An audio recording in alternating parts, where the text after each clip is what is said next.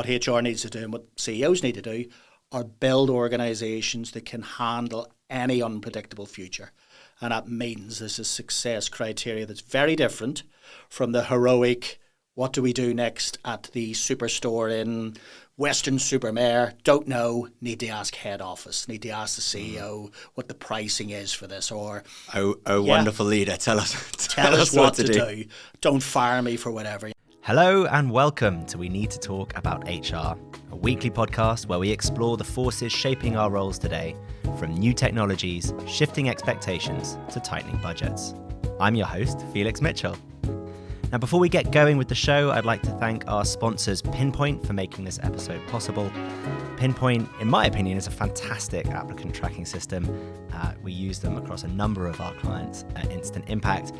Absolutely love their functionality. They've got some really cool features around anonymizing applications in particular, fantastic reporting suite, and a really smart and exciting product roadmap as well. I think they've really got their heads screwed on tight.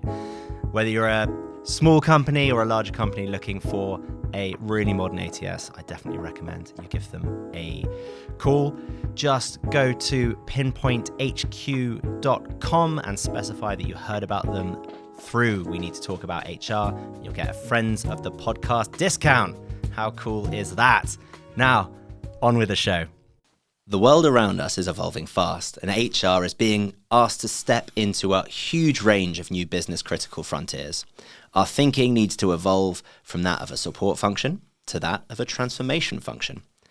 With so much change already being thrust onto our plates, it can be hard to challenge ourselves on what we consider established wisdom. But my guest today thinks that's exactly what we should be doing. He has deep expertise in HR, talent acquisition, and transformation. He's led and coached dozens of HR teams in organizations ranging from the Ministry of Defense to startups with only a handful of employees. He's the one, the only, Barry Flack. Welcome to the show.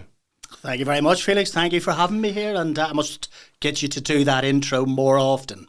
You can always copy and paste it and put it on LinkedIn, by that little click here for more information. Loved it. So talk us through what you see as the sort of environment in HR and people right now. What's causing all of this change? Yeah, look, I'll go through two lenses. Yeah, my harsh Barry Flack lens is the one that says, look, for 30 odd years, maybe more, we've really been forced into a different scenario in the workplace. And so we really should have got to this point, yeah? What I mean by that, the world that we all knew, our parents knew, our grandparents knew, sort of died in the mid-70s. Yeah, the sort of complexity model where the market dictates that everything's unpredictable, set in play around that time. So the harsh message is, what have we been doing for 3 decades to tune ourselves to a very different way of organising ourselves at work? The slightly softer version, the one I'll take into organisations, is very much the stuff that we've had in the post has arrived. Yeah, so conference fodder for an awful long time has said we've got a skilled tsunami coming. Yeah, we've had a criticism about our role at the table, our seat at the table, or any other utensil that we bring to the table has always been there. And we've sort of walked away. We haven't created a level of urgency enough across organisations. So, that's change is not evenly distributed, but we've arrived at a place now where technology that's been there since the mid-70s remains in place, but it's sped up. And we're all terribly excited about artificial intelligence, which in many respects is just a sort of an accelerated version of all of that parsing and categorising and cataloguing that we've had for a long time. But it's hit us, and we need to know more. We've had another bubble in the economy where we bust and boomed. So hyper-growth that lots of our HR functions have known has disappeared. And we're at the other end of what do we do next. I've been through several of them, and slightly more rounded in terms of being able to handle that. So we've reached this particular point where I don't think we're going back to another bit of lighthouse thinking where we're going to do hyper-growth in 2025. I think we've now settled to realise that there's a series of things that have happened to us, happened to our organisation. The way the boardroom judges success is fundamentally changing. And once again, are we up for the challenge to not just be HR people, but to recognise that in an era of complexity, people are where it matters? That's really interesting. There are a few things I'm really keen to unpick. I really don't want to let the swing go by, if that's an expression. No, I'll just pretend it is. And I'm really interested to delve in to where it went wrong in the last 30 years. On this podcast, we talk a lot about what's coming and how we have to step up to the challenge. But on the other hand, I don't want to be overly negative, because I'm a positive person and it's a lovely sunny Tuesday and it feels like we should be looking for the future. So how about if you could extract 2 or 3 really key lessons from the last 30 years that we need to apply to this really exciting world that we're in right now? What are those lessons to make sure that we don't do exactly what you say we've been doing for the last 30 years, which is broadly not stepping up to that mark and broadly letting opportunity pass us by? Yeah, look, you're right, there have been moments. The biggest moment that we need to look at is we're addicted to the old ways of working. There is an addiction. There is a certainty and an assurance that comes with that. So a pivotal moment that I think we got caught up in was that the typical CEO came from a finance background. They wanted metrics and they wanted predictability and they wanted X input equals Y output. And I think our slightly underwhelming, how do we justify that we have value as a business function, meant that we were still stuck on measuring complex people in very simple terms, whether that was through talent acquisition, ways of hiring, whether that was an addiction around performance management bell curves. You know, the bell curve as a performance management model has no science based in it. It just isn't how organizations are reflected. It's been undermined a long time ago, but we need order. We need to be able to tie that to our finance budgets. And therefore, we need to be able to say that if Felix is in that sort of top category, I need to give him more than the person at the bottom who, quite simply, I need to say goodbye to, because that Jack Welch guy told us. So I could talk for hours on end about where we still have far too many of these old relics sitting around. The better organizations cleanse those. The better organizations reflect that world is past, and our sort of value proposition has been ruined too often by doing things that don't add value to the organization. It's really interesting. I'm getting a bit of an obsession with the danger that SLAs and measuring the wrong things can bring to an organization. The world that I know through Instant Impact that is talent acquisition. And I mean, honestly, probably for the last 30 years you were talking about, it's been the same 3 SLAs. Yeah. So hire more people, hire people faster, hire people cheaper, broadly speaking. And they're incredibly transactional, and they don't reflect the real value of the function, which is to bring better people into the organization. I've always thought a much better measurement of talent or the people function more generally is something tied to revenue or to profit, right? That's the ultimate expression of what we're doing, right? What do you think are the right things to be focusing on? Yeah, look, I mean, I think to follow up on that, and it's worth pointing out that it's not that you're in-house arbiters of those SLAs, the recruitment team, the HR team are daft. It's that they've got themselves in a bind, which is ultimately they've said to their budget holders, their stakeholders, look, I can do this solution for a lower cost price than the agency that you're ultimately paying in. I mean, that is the blunt instrument that we tend to go for, augmented services, RPO, investment in technology. So we've got ourselves collectively in a bit of a trouble here by going, look, here's the spend where it was before, here's the spend now. And it's the simplicity of doing that, and the certainty, right? And the certainty, yeah. So the people in procurement, they want a line on their spreadsheet that says that HR team over there has saved them 300,000. Vis-a-vis the spend on an executive search the year before. Yeah. So it's a very simple, arbitrary conversation. You're absolutely right. The ability to really understand what is quality inside the organization, even if you're taking the proposition that we live in a permanent employee world, and and I'm sure we'll talk about that. But the permanent employee world, did they come in? Did they hit revenue? Did they exceed? What patterns did we learn and understand bad? Can we put that back in? Are we an organisation that looks at this in a never-ending product sense, making sure that what we're doing actually is something that's repeatable and scalable? And not enough organisations do that. They hand over to HR if we have that differentiation, and are still happy to sit in their respective battle lines, blaming each other for the ultimate sort of diminishing of that person's value inside the organisation. But our ability on quality, and I think a recognition that in today's world, and we're seeing it in the news today around big consultancies, that big is no longer a great measurement of the size and impact of that organisation, that revenue per employee piece, that how do I get there by using AI? So this is back to my earlier point. We're going to bounce forward into something slightly different, if not very different for some organisation, where it's not just about a return to people, but it should be a return to how people interact with the technology that everybody wants to get their arms around, and how long they'll end up taking to make that happen, and then how they get around the quality axis, the availability axis, and what does that person outside want? And is it still a permanent contract, or is it more and more those in the freelance bit that they have now lost by virtue of just poor employee experiences for decades? Funny, I was hoping we'd end up at the evolution of the workforce. I know you're a great believer in the wonderful world of the non-permanent, non-full-time contract. Can you just talk us through how you see that through your lens? What's evolved, what's evolving, what you think it's going to turn into, and what that means for workforces?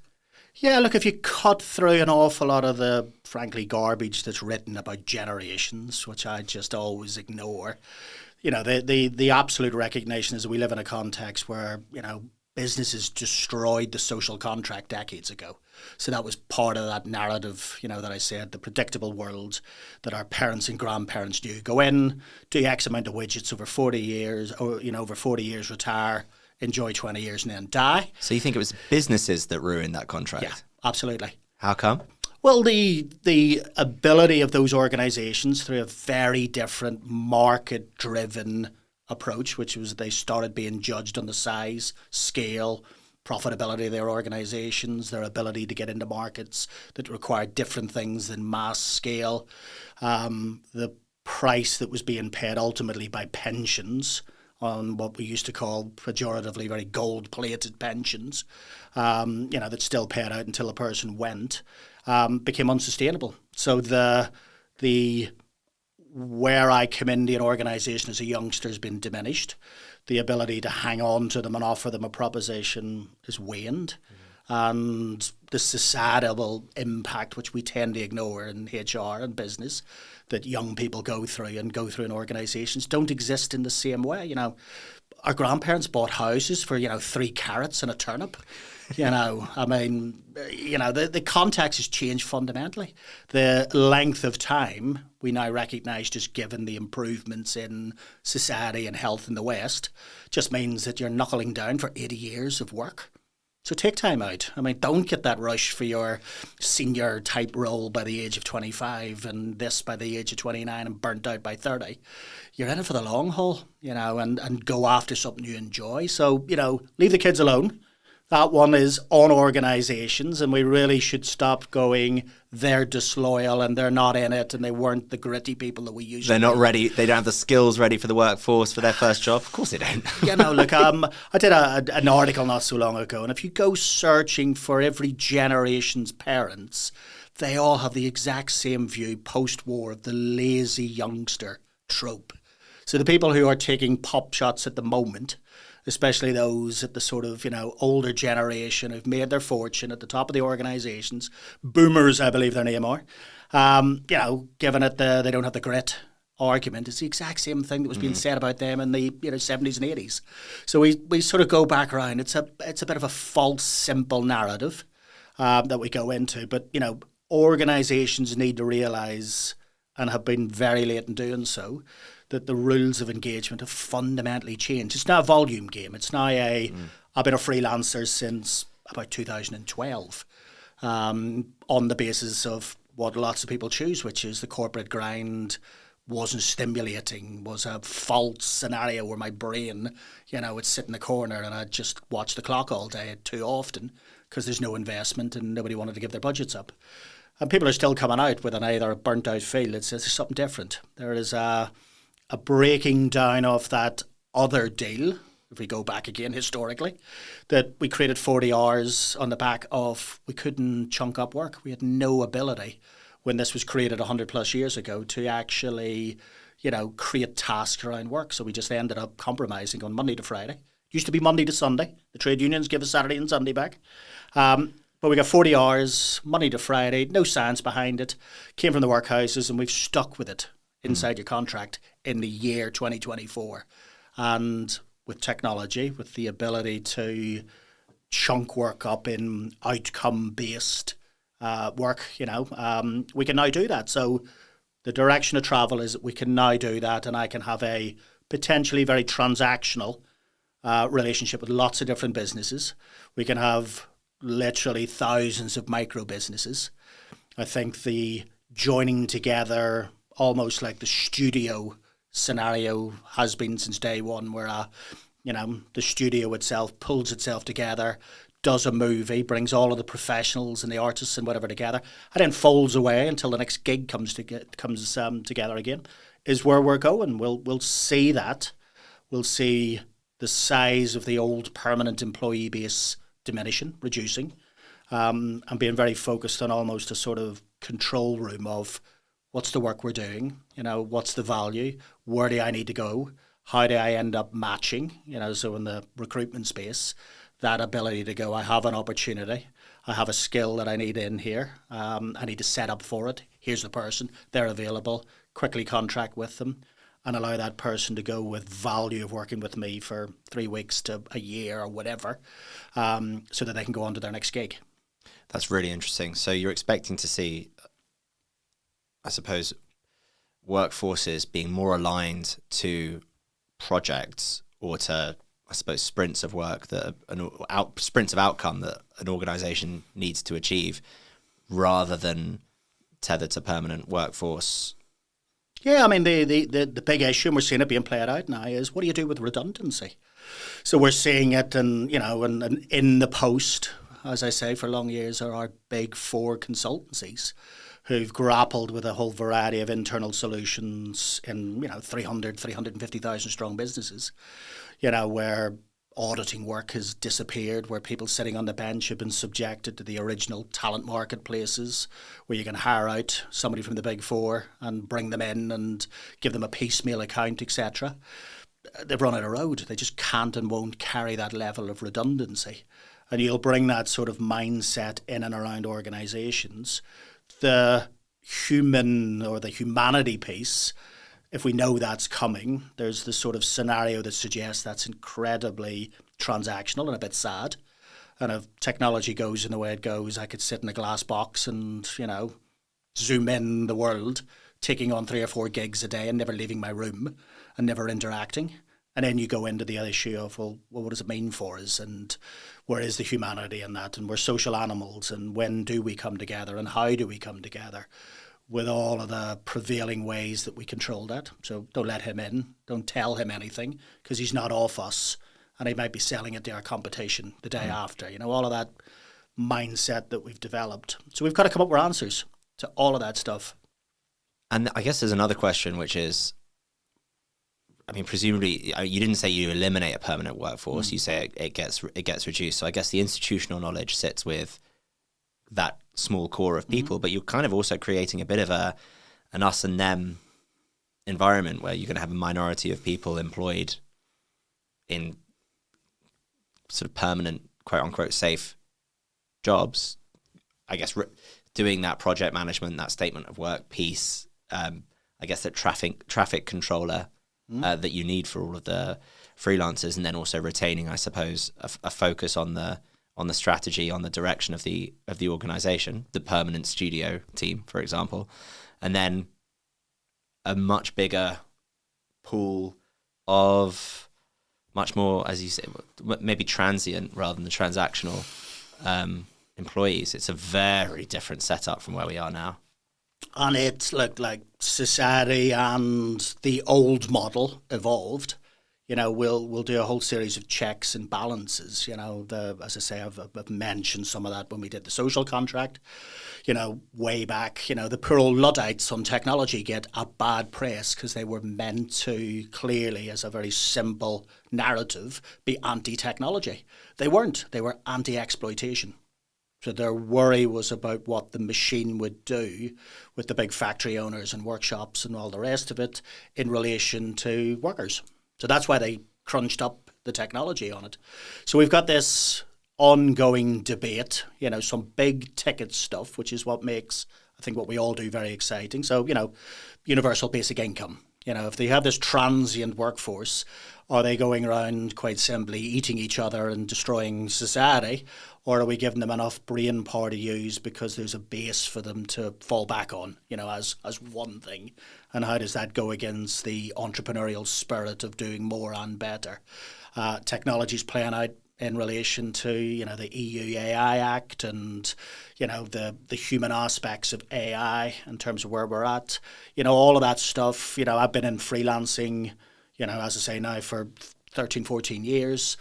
The amount of ancillary services and protection, because freelance is a hell of a big family, from the Deliveroo's through to the ex-Deloitte guy charging out of 10 grand a day. So it's a big school, but in each of those areas, there's what will this mean structurally, and what do we need to choose, and what's our, for the UK, what's the big bet? Are we going to push against this and leave it to every employer? Or actually we're going to take some big bets around some of these things? Yeah, and I think it's really important to take the big bet. I think it's really interesting. I was listening to a fascinating podcast about AI that made the point that we're also worried about non-human actors coming into the workplace and workplace dynamics. They made the point that actually our economy is already incredibly shaped by non-human actors, and that's businesses.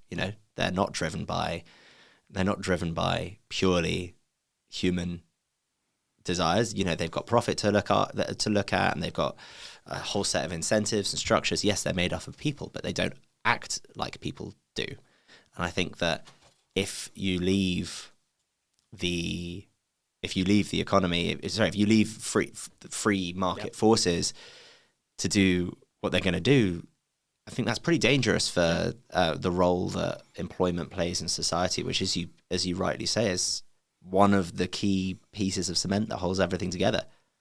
Look, it's a tough one, and we could get very deep on this particular issue. I thought we were pretty deep. Yeah, but e-commerce, which I had the pleasure of working in and around just post-COVID. The ability to just say that, from a revenue perspective, if I just stick everything through my e-commerce platform and close my bricks and mortar, my revenue will go through the roof. But absolutely the societal impact on people who enjoyed both the social aspect of bricks and mortar, the aesthetic nature of a high street that they grew up in, to the meaning that gives to their local community. I mean, we didn't really care. The unintended consequence became a different issue for us to lean into. But look, I'm an optimist. So before we do it comes across very. And the optimism is we've got enough bright, talented people to sort of work out what some of the unintended and some of the intended, and then that's where we'll cheer on those campaigning for the little people. We'll push against some of these consequences. But, as we've grew up as a society over the last few hundred years, that's sort of how the new rules have sort of come through. The exciting bit at the moment is we're still stuck between that addictive 20th century and the template it sort of gives us, despite its imperfections, and are working through of, well, what is this next bit? And we're not there yet. And so it all looks a little bit incoherent by way of what we're trying to do out there. Yeah, and I'm kind of reading into the term of addicted here, but I guess more important than having a really clear I suppose, really clear roadmap of exactly where all of these workplace dynamics are going to go. I think it's more important. It sounds like what you're saying is more important for HR leaders to be aware that the assumptions that we have in the past are not serving us, and that we need to remain really liquid and fluid and flexible to exploring new ways of working, engaging with different kinds of employees, talking with our CEOs, CFOs, whoever it is, around, what's the optimal way to be delivering this work. Yeah. Maybe challenging them from their assumptions as well. Yeah, look, we've got we have a working model, and we all know it, is that, the HR leader runs its course.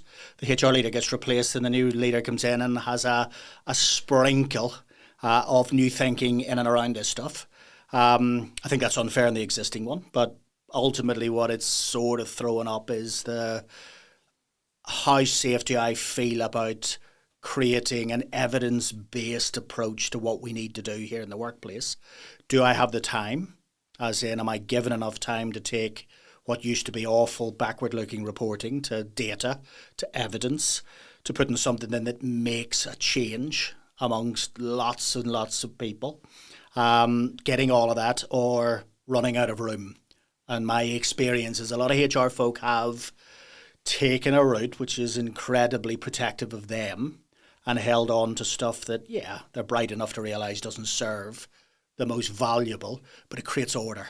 And the bigger your organisation, the more the order piece is important. But, I still face an SME entry route when I talk about coming in from a HR perspective, where instinctively the CEO's first call to action will be, I need a handbook because I'm worried about chaos. Yeah, handbooks, are just like watching paint dry. Nobody ever gets inspired by knowing what to do when they have to raise a grievance. I mean, it's an absolute lunacy. But they stick to it, and there's a perception of what order feels like. Barry Bill is the performance management, and then each April we need to be paying people. And, you get these building blocks, but they're all in black and white. They're all from the 1970s. And the better ones that you work with are willing to hear from me to say, there's a different way of doing this, and a much better way of doing this than your, learned habits and rituals that served you well, or you think served you well, in the organisation you're in, or you were in before you went and became your own entrepreneur. Yeah, it's interesting. And I think having been in the CEO role, that's, I think the handbook, the performance, the payroll, it can feel like, without those, it can feel like you're going to sea in a storm without a ship. Yeah. Whereas actually, I think what you're saying is we need to, let's build a hovercraft, get you the same place and faster. But and look, I mean, and you're one of them. CEOs have an incredibly difficult series of tasks, massive amount of hats to wear. So, each one of them that I've worked with is obsessed, as they should be, in growing the business. And I get, for us, they're delving into their range of expertise. There's an element of truth, as there always is in any old ritual. Do you want to come in and say, bin the handbook? And create compliance issues that when it comes to court you're going to look, silly on. But is it truly transformational? No, it isn't. Is the contract up to date? Compliance-wise, it's important, et cetera, et cetera. So we have these old, rituals that we go to, but that's back to the world that I'm in, the fractional world. We come in and do things because it recognises you haven't had access to this level of expertise, and you've got a million things to do, and I'm utterly sympathetic to that. So let me obsess about the detail, because I know what you want out of this, which is a team working together to grow the business. Yes, indeed. Now, I think we've got time to delve into one more topic really quickly. Great. Which is, you're pretty... one of the other sort of rituals you've got an issue with is the cult of the leader. Mm. Talk us through some of that. Yeah, look, if this is one arm of the addictive, sort of serum that we have across HR, we've got the backdraft of the old command and control, where the leader in a very predictable, mass-consuming organisation was held up on a plate. We've got the addiction of the MBA and the business school cadre that quite simply needs a return on the enormous amount they pay the business school to go through it. So you're not created in terms of value in today's organisation. You have your chip in your shoulder built high.